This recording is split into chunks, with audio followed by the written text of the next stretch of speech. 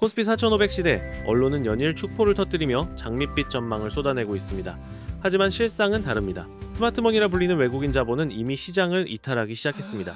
1월 6일 단 하루에만 6,300억 원을 순매도했고 금일 오전 개장 30분 만에 또다시 5천억 원 규모의 물량을 시장에 던졌습니다. 이 막대한 매도 물량, 과연 누가 받아냈을까요? 안타깝게도 우리 개인 투자자들입니다. 더욱 우려스러운 점은 금융당국의 현재 대응 방식입니다.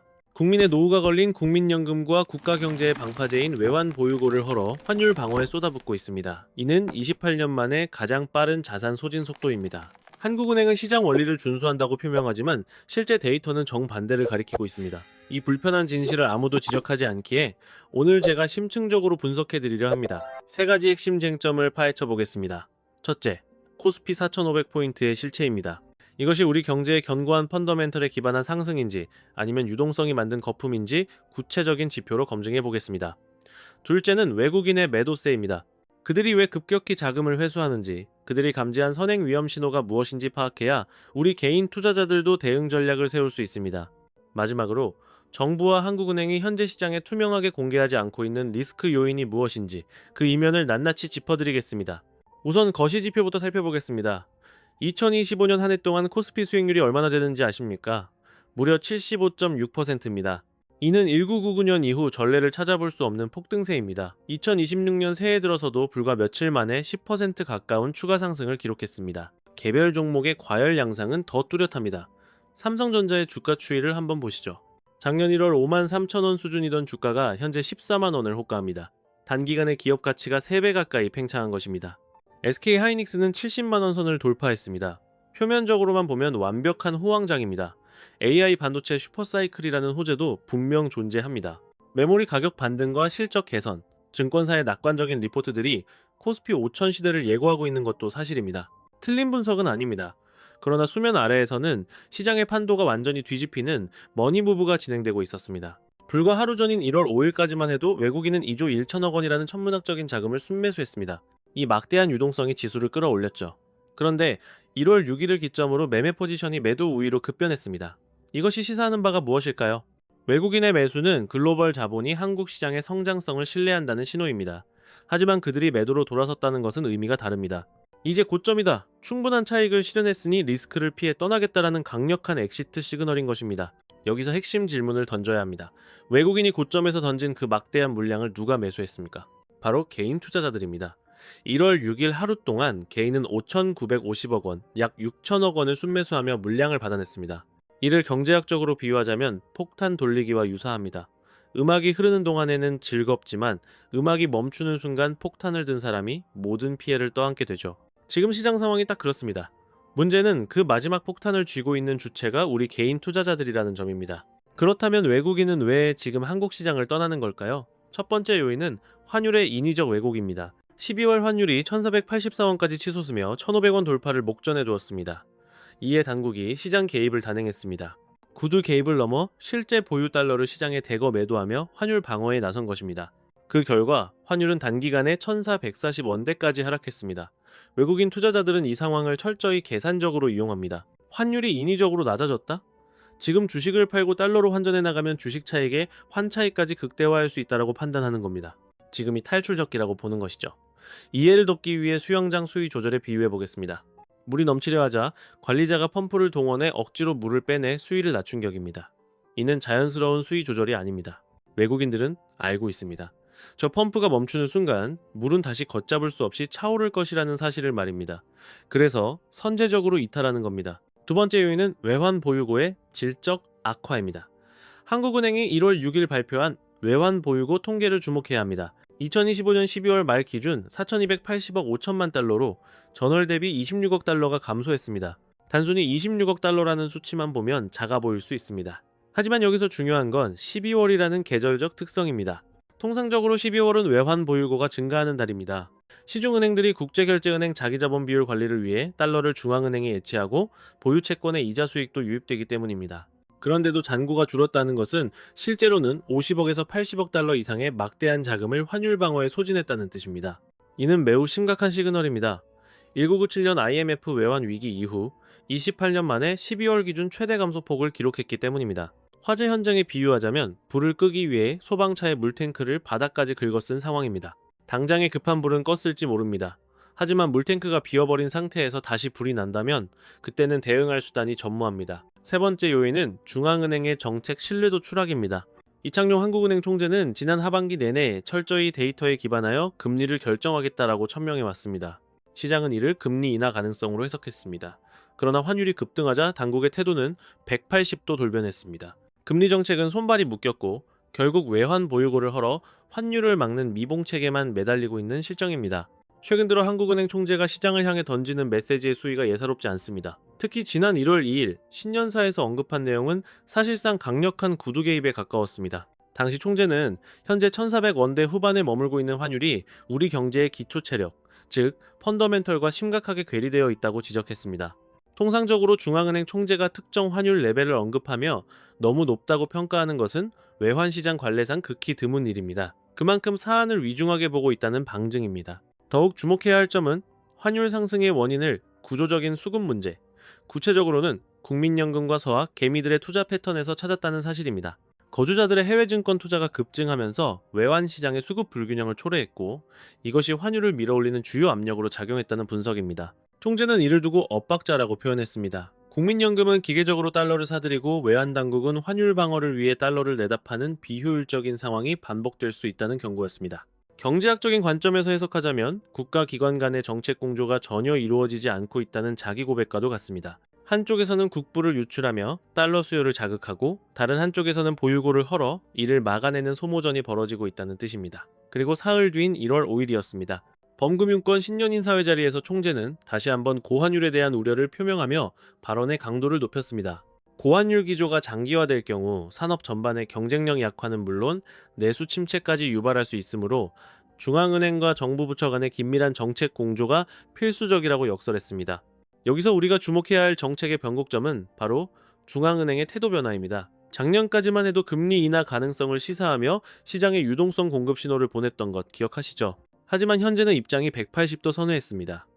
환율 방어가 최우선 과제가 되면서 내수기업의 고통이나 가계부채 문제보다 거시 건전성을 앞세우는 모양새입니다. 이러한 경고성 메시지와 함께 한국은행은 올해 경제 성장률 전망치를 매우 보수적으로 제시했습니다. 1.8% 수준에 머물 것이라는 예측입니다. 문제는 이 수치마저도 반도체 등 IT 부문에 의한 착시 효과라는 점입니다.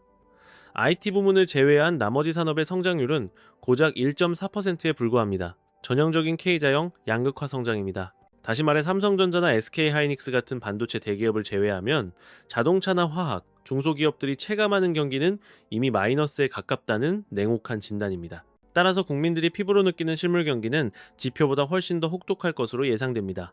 그리고 이러한 비관론에 세기를 박은 결정적인 사건이 있었습니다. 바로 통화정책 방향 결정문입니다. 지난 11월까지만 해도 명시되어 있던 금리 인하 기조라는 문구가 이번에 완전히 삭제되었습니다. 대신 데이터를 기반으로 정교하게 결정하겠다는 원론적인 입장으로 회귀했습니다. 이는 당분간 금리 인하는 없다는 강력한 시그널로 해석해야 합니다. 통화정책의 비둘기파적인 색채를 완전히 지우고 철저하게 데이터에 입각한 매파적 기조를 유지하겠다는 의지 표명인 셈입니다.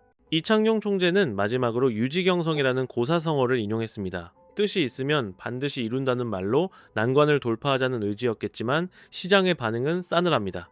외국인 투자자들의 시각에서 냉정하게 평가해봅시다. 과연 한국의 통화정책을 신뢰할 수 있을까요? 한국중앙은행은 일관성이 없다. 금리 인하를 시사하다가 환율이 뛰니 갑자기 국민연금 탓을 하며 말을 바꾼다라고 판단할 소지가 다분합니다. 독립적인 통화정책보다는 정부의 입김이나 단기적인 시장 상황에 휘둘린다는 인상을 주게 되면 외국인 자본의 이탈은 더욱 가속화될 위험이 있습니다. 투자 매력도 상실, 엑시트라는 결론으로 이어질 수 있다는 겁니다. 자, 이제부터는 정보화하느니 굳이 언급하고 싶어하지 않는 불편한 진실 4가지를 짚어보겠습니다. 첫째, 외환 보유고의 심리적 저지선인 4천억 달러 붕괴 시나리오에 대한 침묵입니다. 당국은 이에 대해 구체적인 리스크를 경고하지 않고 있습니다. 현재 보유고가 4,280억 달러 수준이니 충분하다고 강조하지만 이는 아니란 인식일 수 있습니다. 우리는 이미 1997년 IMF 사태 당시 펀더멘탈은 문제 없다라고 호언장담하던 정부의 말을 믿었다가 어떤 결과를 맞이했는지 뼈저리게 경험했습니다. 그렇다면 왜 4천억 달러가 중요할까요? 무디스나 S&P 같은 국제 신용평가사들이 한국 경제의 안정성을 평가할 때 이 수치를 핵심 지표로 삼기 때문입니다.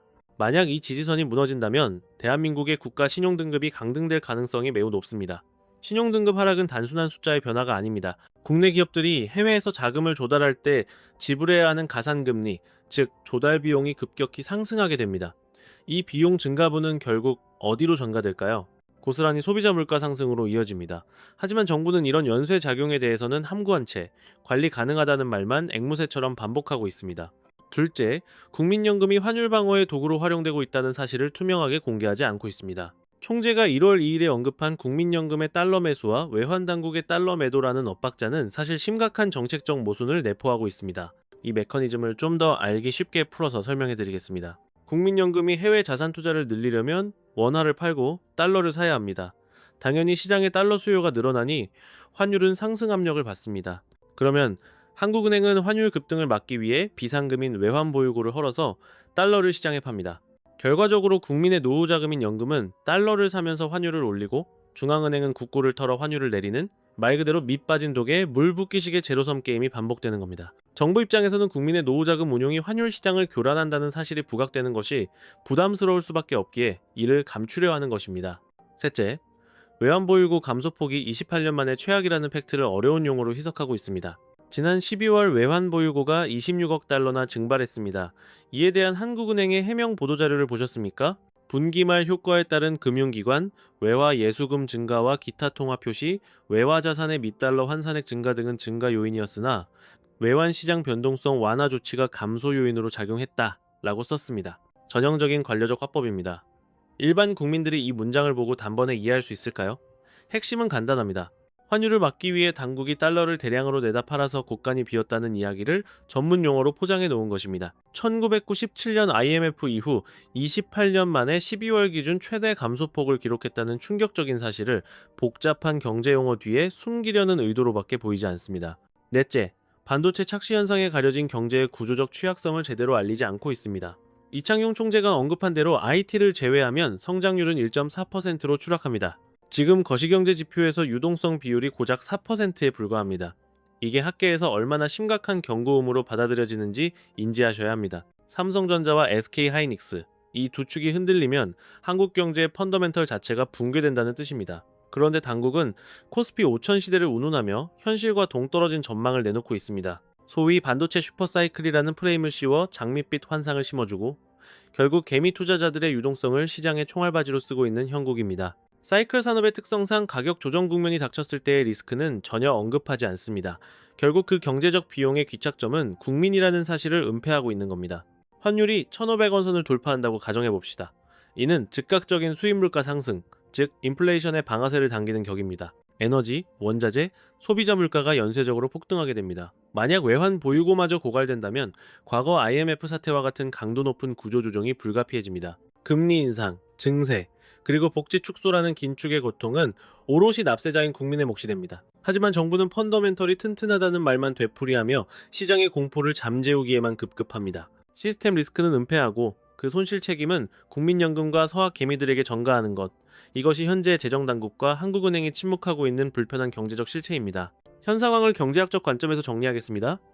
코스피 4,500포인트라는 수치에 현혹되어서는 안 됩니다. 이는 상승장이 아니라 기관과 외국인의 차익 실현을 위한 물량 떠넘기기, 즉 손바뀜 구간일 가능성이 농후합니다. 스마트머니는 이미 시장 이탈을 준비하고 있습니다. 정부는 관리 가능하다는 입장이지만 통계는 거짓말을 하지 않습니다. 지난 28년을 통틀어 가장 큰 폭으로 외환 보유고가 유출되었습니다. 한국은행은 시장 자율에 맡긴다고 공언하지만 실제 데이터는 환율 방어를 위해 매일 막대한 달러를 매도하며 인위적인 개입을 하고 있음을 시사합니다. 지금 즉시 실행하셔야 할 포트폴리오 리밸런싱 전략 3가지를 제언합니다. 첫째, 현재 보유자산의 평가수익률이 30%를 상회한다면 그중 50%는 반드시 현금화하여 리스크를 해지하십시오. 둘째, 레버리지, 즉 빚을 내어 투자한 자산은 이번 주 내로 디레버리징, 상환을 완료하셔야 합니다. 셋째, 신규 진입을 고려하는 유동성은 잠시 유보하십시오. 2021년의 학습 효과를 잊으시면 안 됩니다. 지수가 3000포인트를 돌파했을 당시를 복귀해 보십시오. 대중이 코스피 5000을 외칠 때 시장은 2200까지 곤두박질 쳤습니다. 경제의 사이클은 형태만 바뀔 뿐 그 본질은 끊임없이 반복됩니다. 다만 금융 문해력을 갖춘 자와 그렇지 못한 자의 자산 격차만이 벌어질 뿐입니다. 이제 합리적인 선택은 여러분의 몫입니다. 비성적 과열에 취해 벼랑 끝까지 가시겠습니까?